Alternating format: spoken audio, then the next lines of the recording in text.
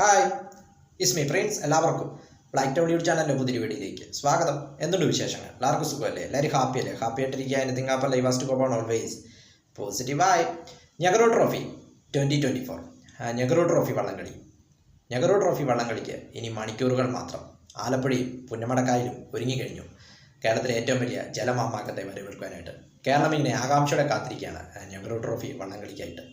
ഈ വർഷത്തെ നെഹ്റു ട്രോഫി വള്ളംകളി സെപ്റ്റംബർ 28 ശനിയാഴ്ച ആലപ്പുഴയിലെ പുന്നമടക്കായലിൽ നടക്കും.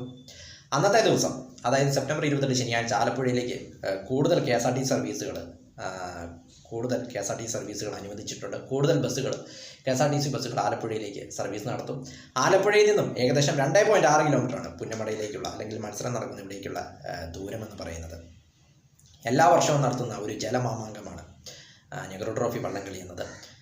വള്ളംകളി പ്രേമികളെ സംബന്ധിച്ചിടത്തോളം, അല്ലെങ്കിൽ കേരളം മലയാളികളെ സംബന്ധിച്ചിടത്തോളം ഇതൊരു വലിയൊരു ഉത്സവമാണെന്ന് പറയാം നെഹ്റു ട്രോഫി വള്ളംകളി എന്നത്.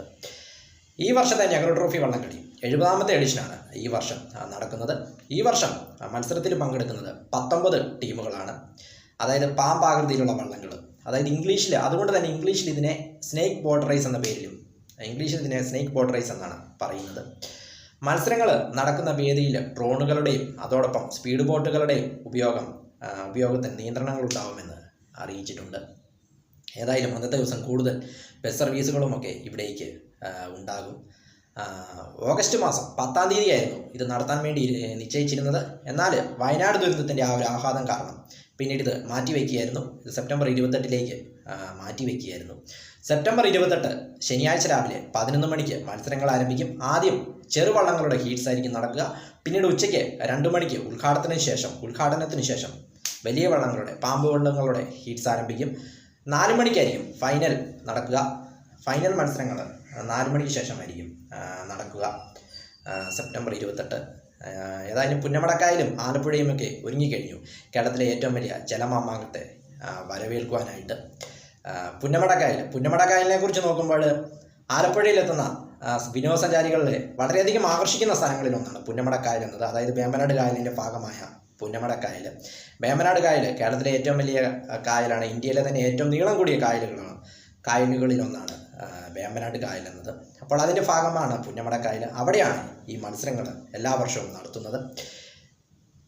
നെഹ്റു ട്രോഫിയുടെ ചരിത്രം നോക്കുമ്പോൾ 1952 ആദ്യത്തെ നെഹ്റു ട്രോഫി മത്സരം നടക്കുന്നത്.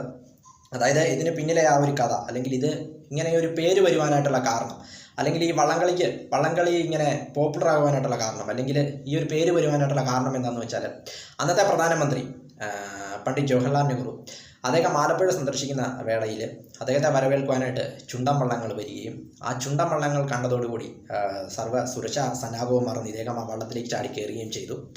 അതിനുശേഷം ഇദ്ദേഹം ഡൽഹിയിൽ തിരിച്ചെത്തിയിട്ട് ഈ ഒരു സംഭവം ഇദ്ദേഹത്തിൻ്റെ മനസ്സിലിങ്ങനെ, അദ്ദേഹത്തിന് വള്ളംകളിയോട് അത്രയ്ക്ക് താല്പര്യമായിരുന്നു. ഈ ഒരു സംഭവം ഇദ്ദേഹത്തിൻ്റെ മനസ്സിൽ കിടക്കുന്നതുകൊണ്ട് തന്നെ ഇദ്ദേഹം ചുണ്ടൻ വള്ളത്തിൻ്റെ മാതൃകയിൽ വെള്ളിയിൽ ഒരു ട്രോഫി ഡൽഹിയിൽ നിന്നും ആലപ്പുഴയ്ക്ക് ഇവിടേക്ക് അയച്ചു കൊടുക്കുകയും അങ്ങനെ പിന്നീട് എല്ലാ വർഷവും ഇത് നടത്തുമ്പോൾ ആ ഒരു വിജയികൾക്ക് ആ ഒരു ട്രോഫി സമ്മാനിക്കുകയും ചെയ്തു. അങ്ങനെയാണ് ഇതിന് നെഹ്റു ട്രോഫി എന്ന പേര് വരുവാനായിട്ടുള്ള കാരണമെന്ന് പറയുന്നത്. 1952 മുതൽ ഇങ്ങനെ എല്ലാ വർഷവും ഇത് നടത്തിപ്പോരുന്നു. അങ്ങനെ ഇപ്പോൾ 70ാമത്തെ എഡിഷനാണ് 2024 ഈ വർഷം നടത്തുന്നത്. 70ാമത്തെ എഡിഷനാണ്. ഏതായാലും ആലപ്പുഴക്കാർ ഒരുങ്ങിക്കഴിഞ്ഞു നെഹ്റു ട്രോഫി വള്ളംകളിക്കായിട്ട്. എല്ലാ കണ്ണുകളും പുന്നമടയിലേക്ക്. വീഡിയോ ഇഷ്ടപ്പെട്ടാൽ ലൈക്ക് ചെയ്യുക, ഷെയർ ചെയ്യുക, കമന്റ് ചെയ്യുക, സബ്സ്ക്രൈബ് ചെയ്യുക. വീണ്ടും പുതിയ വീഡിയോയിൽ കാണാം. അതുവരയ്ക്കും ടേക്ക് കെയർ, ബൈ.